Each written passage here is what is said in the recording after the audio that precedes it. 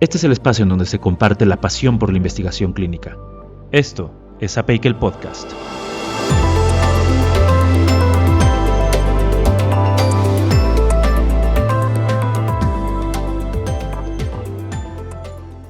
Las opiniones expresadas en este podcast son de exclusiva responsabilidad del autor y no necesariamente reflejan la postura de APEIC ni de las organizaciones donde nuestros invitados trabajen.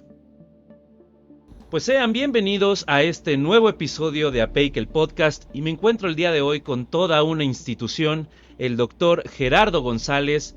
Doctor, para mí es un honor tenerlo aquí en APEIC el Podcast. ¿Cómo se encuentra el día de hoy?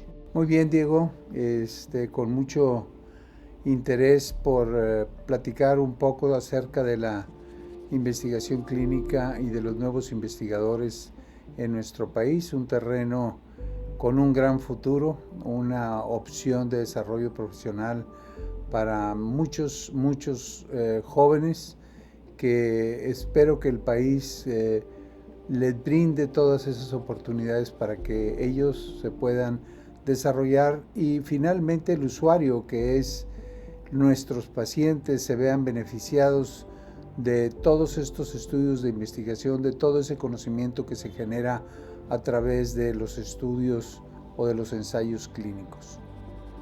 Nosotros también estamos muy emocionados de tener esta charla, doctor. Pero antes de entrar en materia, vamos a conocerlo un poquito más profundamente. Hábleme de Gerardo González antes de que se convirtiera en médico. ¿Qué fue lo que lo motivó a elegir ese camino y a continuar, ¿no?, hasta convertirse en lo que es ahora?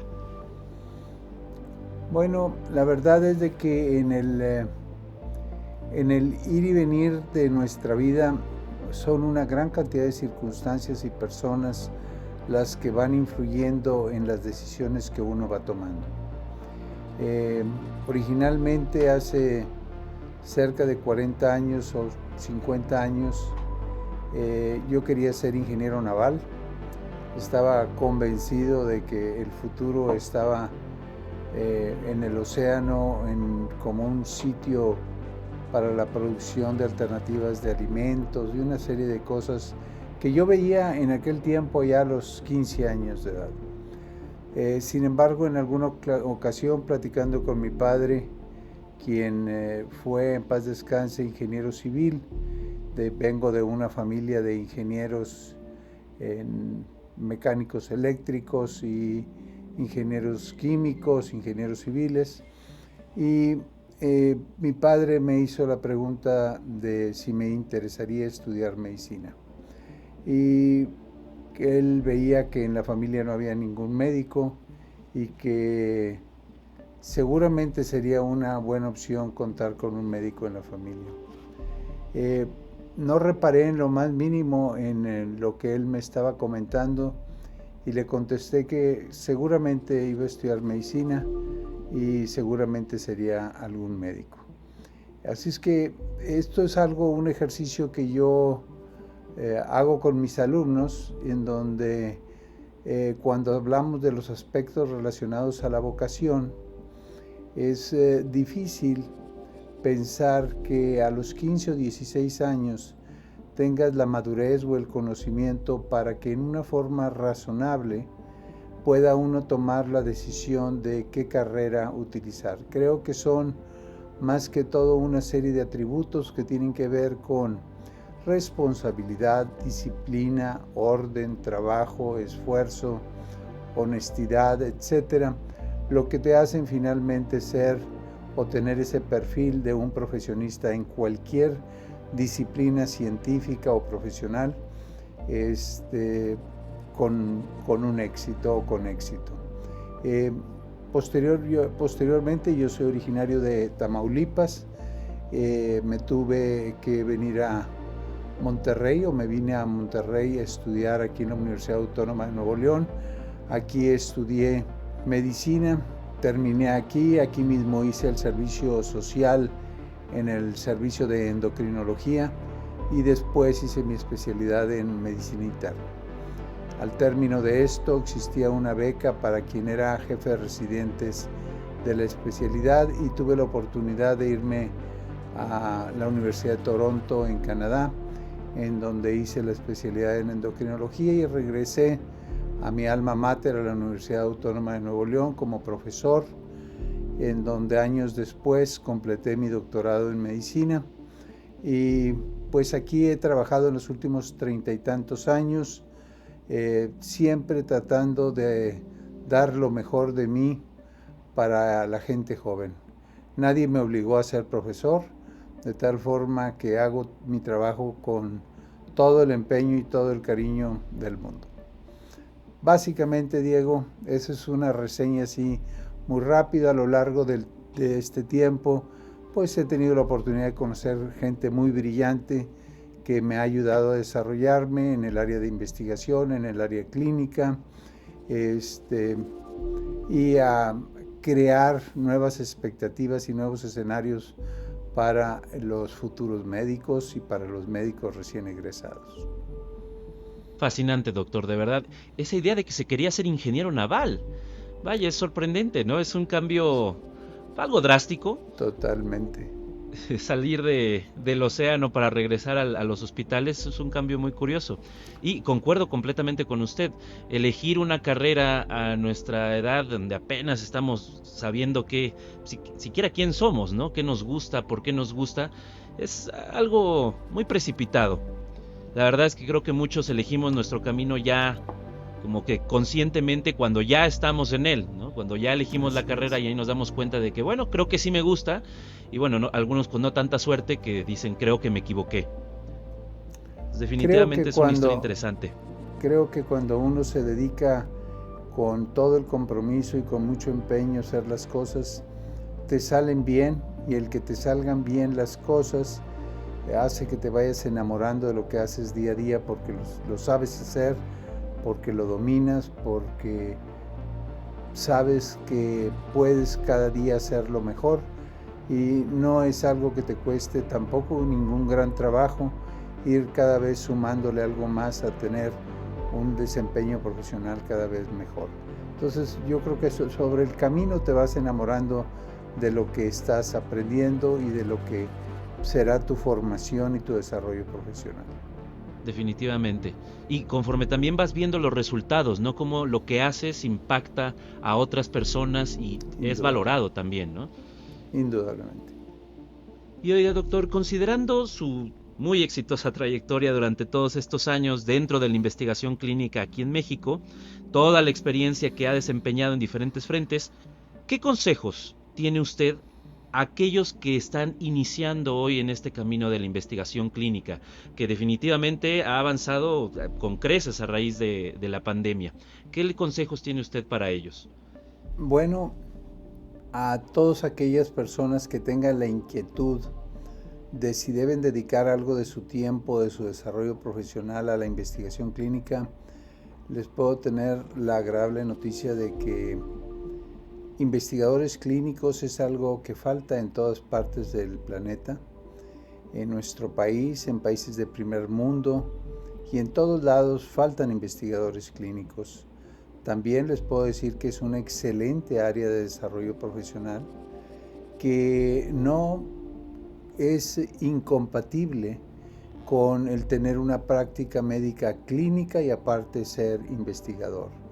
Ya el ser investigador no es esa imagen que tenemos en cierta forma plasmada de aquella persona que está en un laboratorio con animalillos o con roedores haciendo algunos estudios, sino que es una persona que está ya en un consultorio viendo pacientes y al mismo tiempo generando conocimiento nuevo. El espectro en que hoy podemos ver a un investigador va desde las áreas más iniciales de descubrimiento de una molécula hasta la aplicación ya del conocimiento en la cama del paciente. Entonces, verdaderamente que la investigación clínica es algo que nos ofrece todo un espectro muy amplio de opciones. ¿Cuál es el punto? El punto es de que si quiero ser un investigador clínico, tengo que aprender a ser un buen investigador clínico. Tengo que aprender bien las reglas del juego. tengo que profesionalizarme en ser un buen investigador, conocer las reglas mundiales y nacionales de la investigación y definitivamente que conducirme bajo todas estas reglas o todas estas normatividades mundiales. Al mismo tiempo, dedicar tiempo suficiente a la investigación clínica. Ya no se puede ser investigador clínico en ratitos que nos quedan de tiempo, sino que tenemos que dedicar una parte sustancial de nuestro día, de nuestro quehacer cotidiano, a esta actividad. Y cada vez ir migrando paulatinamente a aumentar nuestra proporción de tiempo diario a esta actividad, a la investigación clínica, y sin nunca dejar el ser, en este caso en particular, sin nunca dejar esa actividad de atención de enfermos o atención de pacientes o de promoción de la salud que tenemos de base como nuestra formación como médicos o como especialistas. Entonces, ¿qué les puedo decir? Jóvenes, la investigación clínica es definitivamente un área muy valiosa hoy para verla como un destino final en su profesión o en su quehacer cotidiano, pero hay que profesionalizarse y hay que dedicarle tiempo. Excelente. Y le quería preguntar, doctor, ¿cuál cree que sean las habilidades que más les van a servir a los futuros investigadores clínicos? Porque si bien durante la formación de medicina se les da una serie de habilidades técnicas, la investigación clínica es una actividad sumamente humana, que requiere, yo creo que un poco más, ir más allá de la técnica. Entonces, en su experiencia, ¿qué le ha servido más a usted, además de todo el conocimiento técnico de la medicina? Bueno, definitivamente que es muy importante en estar muy bien preparado como médico y eso da soporte a una práctica clínica con el aspecto humano incluido en el quehacer cotidiano del médico, en esa empatía que debemos de tener con nuestros pacientes, en ese sentido de compasión para atender a aquella persona que está enferma y que quiere recuperar la salud.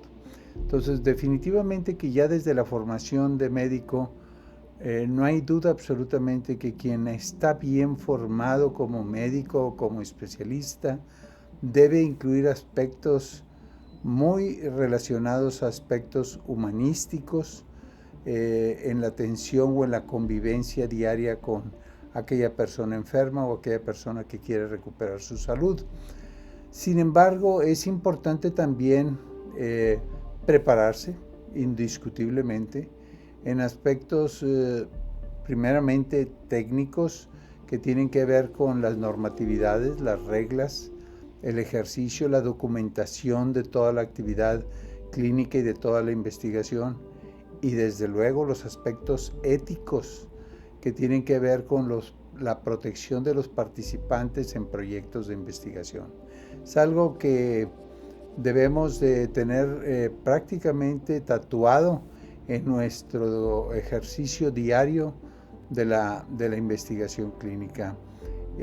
Ese aspecto de siempre ponerte en el lugar del paciente e imaginarte que estás tratando a un familiar o a ti mismo y que estás queriendo ofrecerle a él una opción de tratamiento que puede llevarlo a un mejor estado de salud o cuáles serían las situaciones extras que puedes agregarle para que esa persona recupere más pronto o mejor su estado de salud. Entonces, hay muchos aspectos que tienen que ver con ética, que tienen que ver con normas que no necesariamente son técnicas, normas que tienen que ver con definitivamente con aspectos de los cuidados que tenemos que tener con la información de los pacientes y con los pacientes mismos y desde luego todos los conocimientos de investigación, de metodología de la investigación, de estadística y de muchas otras cosas más para que no tengamos límites, Diego, para que en un momento dado nosotros podamos desde ejecutar un proyecto hasta analizar los datos de información generados en un proyecto de investigación y finalmente hacer pública toda esa información en revistas internacionales indizadas que pueden o que ya nos permiten estar al alcance de toda la población mundial, quien requiere del conocimiento o requiere de tener ese conocimiento. Qué importante, doctor, y esto de la multidisciplina, sobre todo porque en el área médica, recordando mis tiempos de preparatoria cuando estaba a punto de elegir carrera, recordaba que había muchos colegas que se fueron a estudiar medicina y uno de los principales motivos, ¿no?, además de todo el gusto que tenían por la parte de las ciencias de la salud, era que no les gustaban las matemáticas, que no les gustaban las partes de normas como para irse a derecho. Y miren nada más que noticia, ¿no? También es bastante importante y les da un plus, ¿no?, en el ejercicio de su profesión. Indudablemente que el médico, como parte de su complemento actual y como parte de una práctica clínica correcta, debe tener el conocimiento médico-científico puro biológico, debe tener la práctica de su día a día en donde analiza reflectivamente todo lo que hace en su quehacer cotidiano, y 3, la capacidad de hacer investigación. Si aparte tiene la oportunidad de enseñar medicina, pues es otra parte más para disfrutar un ejercicio pleno de nuestra profesión, el que no nada más seas una persona bien preparada en la medicina, en la investigación y en tu práctica clínica, sino que también tengas la oportunidad de enseñar a las generaciones que nos van a suceder. Y a final de cuentas dejar el legado, ¿no? y compartir estos valores que difícilmente en la carrera se van a tener. O sea, por mucho que se hagan prácticas, por mucho que se vean casos de estudio, la práctica jamás va a poder transmitirse directamente en las aulas, ¿no? Tiene que vivirse. Y qué mejor que escuchar, ¿no?, como que todas estas historias para darse una idea de lo que se va a enfrentar. Totalmente de acuerdo. Y platíqueme, ahorita con esto de la pandemia, en el contexto de la pandemia, que definitivamente es un parteaguas en la investigación clínica, ¿cuál es su lectura de los aprendizajes a nivel mundial, a nivel nacional, en la investigación clínica que se han tenido durante todos estos años en los que se sigue afrontando la pandemia de COVID? Bueno, creo que la pandemia, no hay ninguna duda que nos enseñó muchas cosas buenas, aspectos humanísticos que mostraron con claridad el mal rumbo que han tomado las cosas en aspectos humanos que tienen que ver con equidad, que tienen que ver con honestidad, que tienen que ver con el diferenciar la necesidad de recuperar la salud de una persona de las cuestiones políticas y muchas cosas más. Pero en el terreno de la investigación, creo que la pandemia nos enseñó cómo el método científico nos puede ayudar más fácilmente a salir adelante de una condición de salud o de enfermedad como lo es el COVID. Y digo esto porque quienes utilizaron el método científico para abordar este problema, pues han sido más eficaces y han podido encontrar mejores soluciones y han podido rechazar creencias sobre cómo podríamos disminuir el riesgo o evitar el contagio en una forma correcta, si realmente es cierto que lo produce. Todos vimos en la pandemia cómo se utilizaron cientos de sustancias, de implementos, de dispositivos que no tenían una base científica y que por consecuencia fueron una moda transitoria, una llamarada, y desaparecieron de su utilidad o del arsenal que tenemos en la atención de los pacientes con COVID. Pero también COVID o la pandemia nos sirvió para entender todas las áreas de oportunidad que tiene la investigación clínica. nosotros nos dimos cuenta de que había muchas cosas que por inercia clínica, que por costumbre las hacemos en la investigación, que ahora que estaba restringida la entrada a los hospitales, podríamos hacerla a través de otros medios. Y es como empezamos a tener visitas a través de videoconferencias con nuestros participantes en investigación. Podríamos llevar a cabo el suministro de medicamentos a la casa directo del paciente, optimizando su tiempo.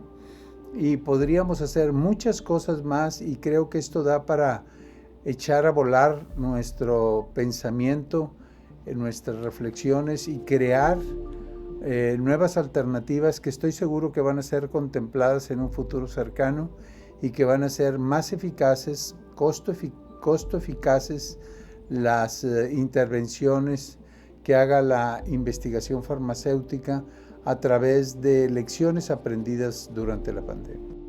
Y esto representa un verdadero reto para todos los centros de investigación, ya sea públicos o privados, ¿no? Tener que adaptarse, adoptar estas nuevas tecnologías, estas innovaciones, tanto en temas técnicos como logísticos, ¿no? Esto que mencionaba de ir directamente a la casa de los pacientes, a suministrar el medicamento y probablemente también a tomar las muestras, lo cual representa todo un verdadero reto. ¿Cuál cree que sea entonces el futuro de los centros privados y públicos de investigación? ¿Cree que tengan dificultades para adoptar estas nuevas medidas, o a quién ve más preparado? Creo que lo más importante, como siempre, es el recurso humano, y un centro que sólidamente está integrado por un investigador principal que es el líder de un equipo de investigación, con sus subinvestigadores, coordinadores y demás personal del equipo, administrativos, etcétera. La integración y una visión pensando en grande de todos estos sitios, sea público o sea privado, es lo que lo va a llevar a ser definitivamente un sitio que pueda superar la competitividad global que hoy enfrenta nuestro país en las opciones de participar en proyectos de investigación. Creo que para las instituciones públicas el principal reto que se enfrentarán será la continuidad en la visión sobre el impulso de la investigación, que al cambiar las administraciones de esas instituciones, vamos a decir federales, no ocurran cambios dramáticos que hagan regresar a esas instituciones a empezar casi de ceros. Esa es la ventaja que tendrían las instituciones privadas, quienes no estarían tan sujetas a políticas de cambio generadas por herramientas externas al sitio de investigación. Es probablemente la única diferencia, pero yo veo en nuestro país que los centros de investigación públicos y privados, la diferencia lo va a establecer los investigadores, aquellas personas que tengan una visión suficientemente, vamos a decir, que sean lo suficientemente visionarios para entender el rumbo y entender y identificar opciones de crecimiento de la investigación. Todos esos sitios serán los que van a crecer, van a perdurar y van a estar en la agenda de las grandes industrias internacionales trabajando en sus proyectos de investigación y desarrollo. Fíjese, y ahí se plantea una idea interesante, doctor, no sé cómo la vea, pero hace un momento lo mencionó. Cuando la política contamina el quehacer científico, el quehacer médico, pues se torna muy complicado la evolución de políticas como la vacunación. Entonces, ahorita que mencionaba esto de que los centros de investigación públicos dependerán a cierta medida de lo que suceda con los cambios de administración, que el nuevo titular de alguna institución pública o incluso el nuevo presidente o presidenta, qué importante yo creo que es que los futuros profesionistas que se dediquen al área de la salud pues también tengan muchas bases sólidas de negociación, de políticas públicas, conocimiento de administración pública, para que puedan meterse, ¿no? Como que en donde se tomen esa clase de decisiones y defender los intereses con una visión pues por los pacientes y con una visión sumamente científica, ¿no? Que no se dejen llevar por la parte política, que la sepan dominar, pero que no los dominen a ellos. Totalmente de acuerdo. Creo que finalmente es muy importante que haya unidad de parte de todos los investigadores, con el liderazgo de algunas personas con cierto anonimato, más que todo con la intención de permanecer operando una disciplina de gran prestigio para un país como lo es la generación de conocimiento. Yo creo que es bien sabido, hoy ya no es tema nuevo saber la importancia que tiene el conocimiento como parte de una política de desarrollo de un país. De tal forma que los investigadores deben agruparse, deben trabajar, colaborar, que haya negociación definitivamente, tanto al interior como con las autoridades que toman esas decisiones, y que eso permita en cierta forma el que haya continuidad en políticas de cambio que vayan impulsando la investigación. Yo creo que cualquier persona que está al frente de una institución hoy tendrá que ver a la investigación clínica como una palanca de desarrollo institucional para todas las universidades, para todas las instituciones públicas y privadas. Definitivamente que la investigación y la generación de conocimiento tiene que ser una palanca de desarrollo de las instituciones, en donde todas las decisiones sean tomadas no con fines fundamentalmente de beneficio personal o de los beneficios políticos o partidarios, sino que sean realmente en beneficio de la población, en beneficio de nuestros pacientes. Creo que es importante que, aparte de ver, sabemos bien claro que manejar el desarrollo de las universidades y de las instituciones a través de el presupuesto generado por las áreas respectivas en el gobierno federal, pues cada vez está más limitado, cada vez son mayores las necesidades de la población, cada vez son más costosas las intervenciones terapéuticas, y tendremos que irnos a la prevención, tendremos que irnos definitivamente a aspectos que incidan fuertemente o impacten fuertemente sobre indicadores de salud. Y bueno, todas estas medidas que deberán aplicarse en las instituciones deberán estar mediadas o deberán estar tomadas en consideración en base al razonamiento, en base a la capacidad que tiene el ser humano de tomar una decisión en base a una razón, en base a un sentido, a un método científico, y no simplemente por cuestiones políticas.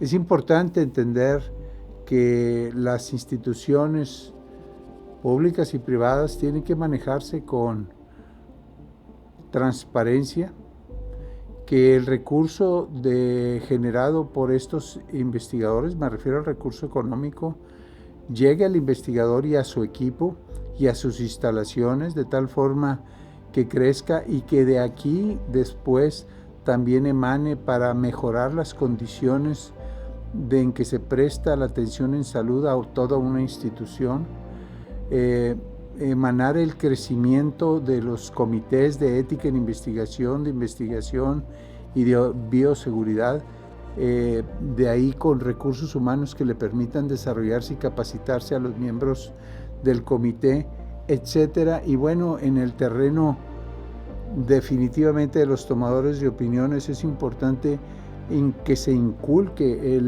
esa necesidad de impulsar el crecimiento de la investigación clínica como parte del prestigio que quiera tener cada institución.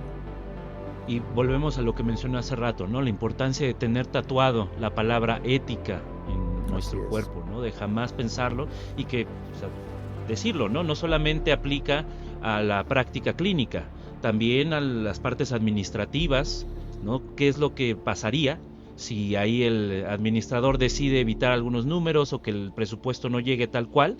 Todo lo que implica, ¿no? Que hay vidas en juego. Y oiga, doctor... Sí, adelante. Bueno, sí, Diego, yo creo que es importante que los tomadores de decisiones vean a la investigación clínica como una oportunidad en donde se benefician nuestros pacientes, se beneficia la población de estar en opciones terapéuticas de vanguardia que muchas veces no están disponibles aún para la población, que entendamos que la investigación clínica crecerá bajo una competencia global y en donde tendremos que competir con países de primer mundo y hay muchos ejemplos de países que se han puesto las pilas y han acortado sus tiempos de evaluación, sus seguimientos, sin menoscabar la calidad de lo que se hace, entendiendo que lo más importante en un proyecto es el vigilar que las cosas se estén haciendo bien en el día a día, más que en el arranque del proyecto, y entender que al final es un ciclo ganar-ganar en donde esto genera opciones de trabajo para personas de múltiples disciplinas del área de la salud o cercanas al área de la salud, que genera definitivamente una opción de tratamiento para enfermedades, que genera un recurso económico para un país. Y bueno, todo esto nos pone en el mapa definitivamente de los países que están queriendo hacer las cosas bien. Definitivamente, doctor. Y recordar, ¿no? Que si hacemos las cosas bien y tenemos una opción nueva en el mercado, una terapia innovadora, pues en algún futuro nosotros, algún familiar, pues seremos beneficiarios de ella, ¿no? Entonces verlo como si estuviéramos trabajando para nuestra familia o para nuestro yo del futuro. Y doctor, me gustaría cerrar este episodio conociendo un poco más de lo que usted está haciendo en la actualidad, qué proyectos está realizando, cuáles son las líneas de investigación que usted tiene. Platíqueme un poco más al respecto. Bueno, como parte de un profesor en una universidad, tenemos una parte importante de nuestra actividad, es lo que nosotros llamamos la investigación, que le llamamos original porque es conceptualizada y creada las hipótesis por nosotros mismos, los profesores o nuestros equipos de investigación. Y en ese terreno tenemos varias líneas de investigación en las que hemos trabajado a lo largo de muchos años y que tienen que ver fundamentalmente con la expresión clínica temprana de resistencia a la insulina. Resistencia a la insulina es un tema muy importante que tiene que ver con pacientes con diabetes mellitus tipo 2 y que tiene que ver también con pacientes con obesidad y que tiene que ver con pacientes con múltiples problemas de salud, ovarios poliquísticos, con esteatosis hepática no alcohólica, con alopecia androgenética, etc. Y bueno, en todo esto hemos estado trabajando desde hace un buen número de años. La productividad científica que tenemos en esta área es bastante grande. Hoy por hoy estamos muy enfocados en esteatosis hepática no alcohólica, métodos de predicción fundamentalmente vamos a ver, indicadores de riesgo de fibrosis o de una patología hepática más complicada, más compleja. Entonces, eso es lo que hemos estado trabajando como investigadores en la universidad, como parte de esa investigación original, y en lo cual hemos contribuido al mundo, lo puedo decir con mucho orgullo, en información importante que tiene que ver sobre la detección temprana de personas que están en riesgo de desarrollar obesidad, ovario poliquístico y más tarde en la vida otros problemas metabólicos. Pero también hemos trabajado muy fuertemente en dos áreas. En dos áreas, una de ellas es en la investigación farmacéutica, en donde hasta el día de hoy hemos trabajado en alrededor de unos 160 proyectos de investigación farmacéutica en los últimos 20 años, estudios fundamentalmente de fase 2 y fase 3, en temas que tienen que ver con obesidad, con diabetes, con dislipidemia o con problemas de colesterol, con pacientes con osteoporosis, principalmente. Indudablemente que hemos trabajado en algunas áreas, otras áreas, pero las más importantes son ellas. También el tercer punto sería como una, no obligación, pero prácticamente como algo que hacemos en nuestro día a día como parte de la actividad de un profesor, y es el de difundir y preparar a alumnos de la licenciatura y del posgrado en lo que es la investigación clínica. Y eso forma las tres vertientes: nuestra investigación original, la investigación vinculada con el sector farmacéutico y de dispositivos, y la difusión o divulgación de la investigación en generaciones jóvenes. Muy interesante, doctor, de verdad. Todas las investigaciones en las que está usted involucrado, de verdad, y además de sumamente interés nacional, ¿no? Todo esto que mencionaba de las dislipidemias, de la diabetes, obesidad, cuestiones hepáticas, son temas que están muy importantes para la población mexicana. Pues doctor, para mí fue un verdadero gusto tenerlo en este episodio de APEIC el podcast. Espero que también usted lo haya disfrutado. Igualmente, de verdad fue un gusto claro, tenerlo. Y es bienvenido encantado para cuando quiera regresar a compartirnos alguna de sus experiencias o alguna historia que tenga por ahí que diga, esta estaría interesante contarla en ese podcast. Es completamente bienvenido, doctor. Te agradezco mucho la invitación y de veras que también disfrutamos esto, y ojalá esto pueda servir a que gente que hoy está en su toma de decisiones en qué desarrollarse profesionalmente consideren a la investigación clínica como una extraordinaria opción en su vida profesional. Pues ya lo escucharon, y este fue el primer episodio de la segunda temporada de APEIC el podcast. Nos escuchamos en el siguiente episodio.